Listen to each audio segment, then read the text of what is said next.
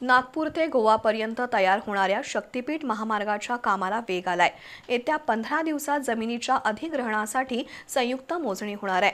महाराष्ट्र राज्य रस्ते विकास महामंडळाकडून शक्तीपीठ महामार्गाची उभारणी केली जाणार असून कोल्हापूरकरांचा विरोध असल्यास हा महामार्ग कोल्हापूरला वगळून कोकणातून पुढे जाईल अशी राज्य सरकारने तयारी सुरू केली आहे। 802 किलोमीटर लांबीच्या या प्रकल्पासाठी कोल्हापूर वगळता 11 जिल्ह्यांमध्ये संयुक्त मोजणी सुरू होणार आहे। वर्धा जिल्ह्यातील पवनार इथून सुरू होणारा आणि गोव्यातील पत्रादेवीजवळ संपणारा शक्तीपीठ महामार्ग 802 किलोमीटर लांबीचा असणार आहे।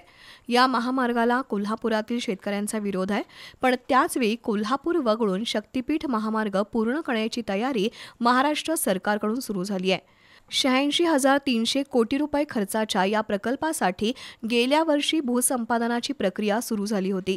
त्यासाठी 12 जिल्ह्यांमध्ये 27 भूसंपादन अधिकाऱ्यांची नेमणूक झाली होती। पण विधानसभा निवडणुकीपूर्वी कोल्हापूर आणि सांगली जिल्ह्यातील शेतकऱ्यांनी या प्रकल्पाला विरोध केल्यामुळे गेल्या वर्षी सप्टेंबरमध्ये भूसंपादनाची अधिसूचना सरकारने स्थगित केली होती। आता पुन्हा हा प्रकल्प गती घेण्याची चिन्ह आहेत। त्यासाठी MSRDCला 9,385 हेक्टर जमिनीचं भूसंपादन करावं लागणार आहे।